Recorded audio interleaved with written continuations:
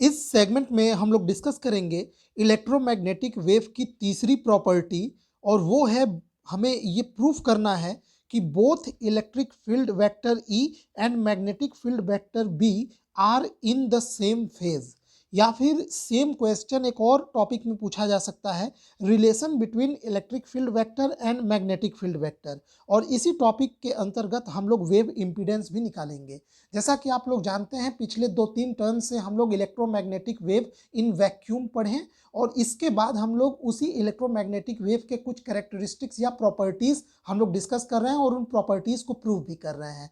जैसे पहली प्रॉपर्टीज हमने प्रूव किया था transverse nature of electromagnetic wave.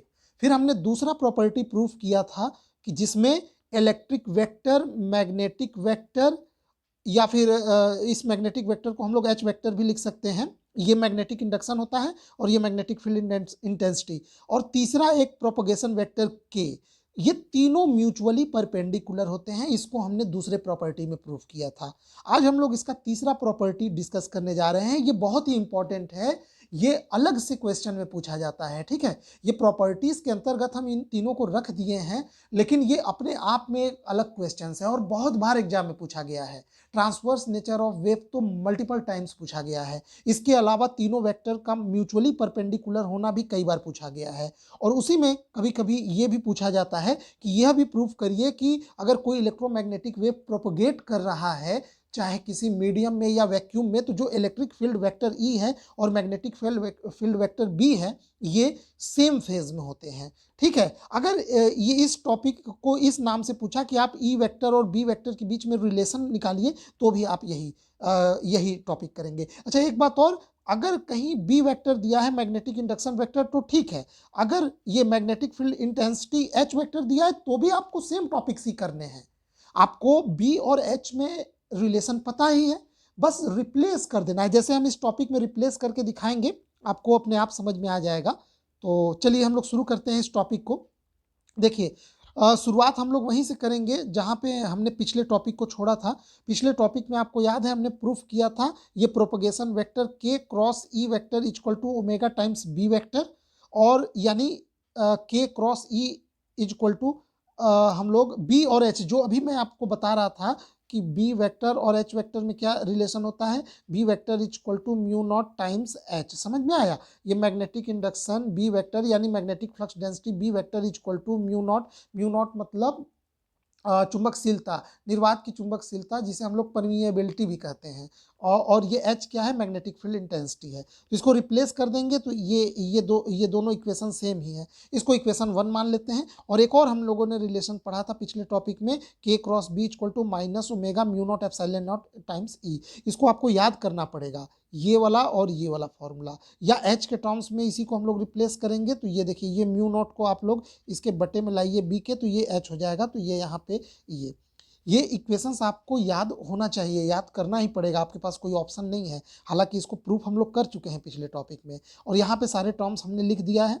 के क्या है? वेव प्रोपगेशन वेक्टर, ई है इलेक्ट्रिक फील्ड वेक्टर, बी है मैग्नेटिक फील्ड वेक्टर जिसे हम लोग मैग्नेटिक इंडक्शन भी कहते हैं या मैग्नेटिक फ्लक्स डेंसिटी भी कहते हैं, और एच क्या है? वो है मैग्नेटिक फील्ड इंटेंसिटी। दोनों में अंतर होता है।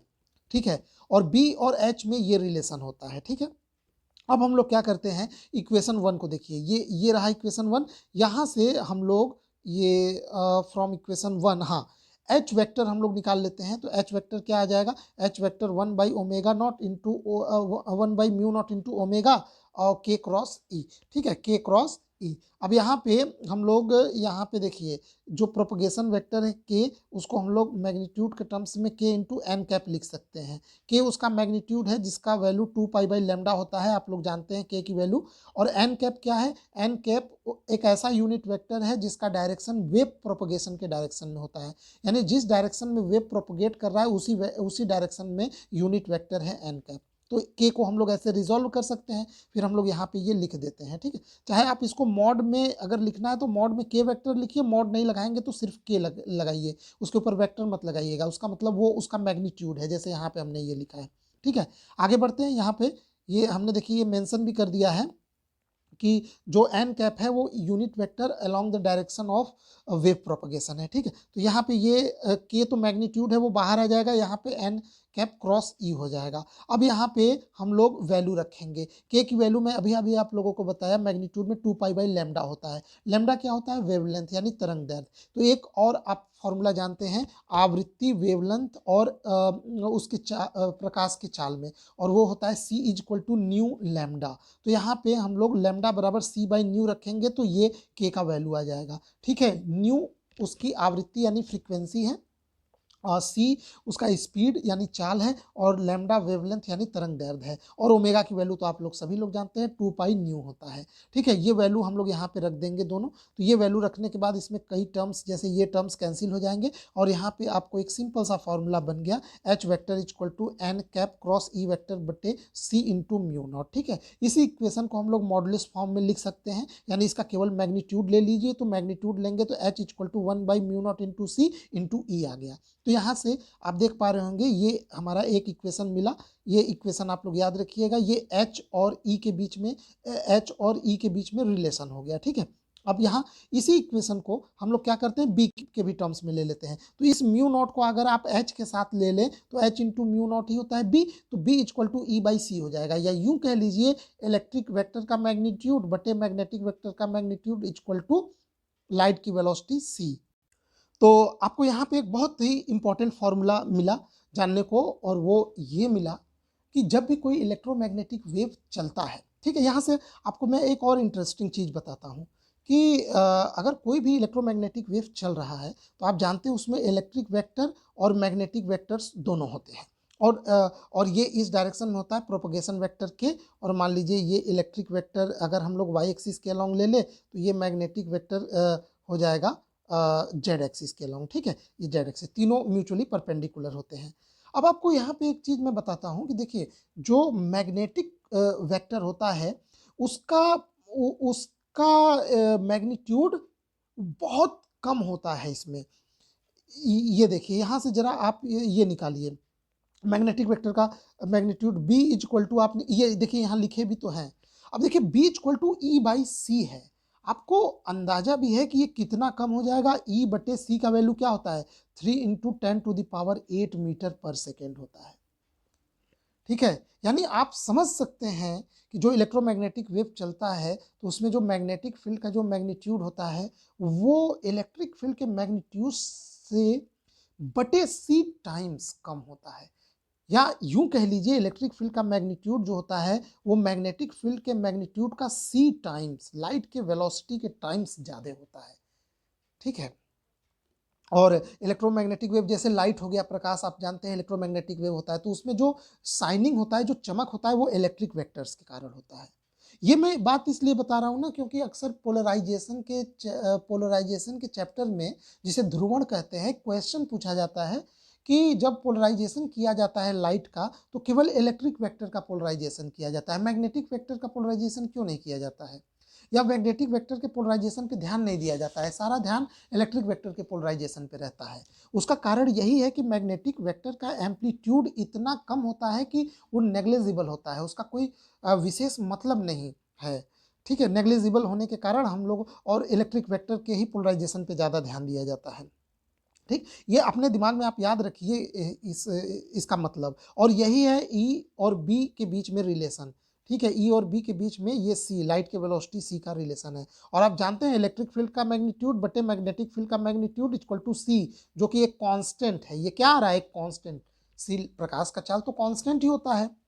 ठीक, तो कभी कभी ऐसा भी पूछ देता है कि प्रूफ करिए इलेक्ट्रिक वेक्टर का मैग्नीट्यूड बटे मैग्नेटिक वेक्टर का मैग्नीट्यूड एक कांस्टेंट आता है, तो इसी से आप प्रूफ करेंगे। सी बराबर ये लाइट की वेलोसिटी कांस्टेंट दिखा दीजिए।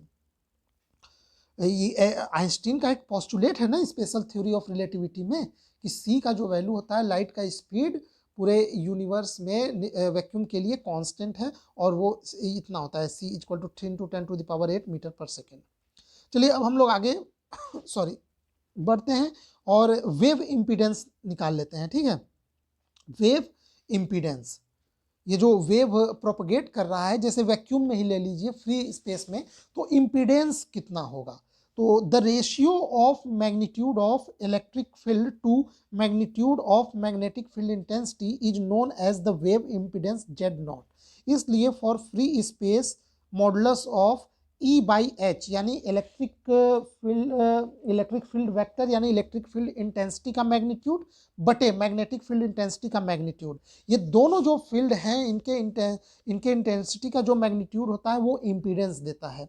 ठीक है, अब यहाँ से देखिए फ्री स्पेस के लिए ई नॉट बाई एच नॉट हो जाएगा, और यहाँ से आप देखिए ये ई यहीं से निकालिए, E by H is equal to कितना आ रहा है, म्यू नॉट इंटू सी।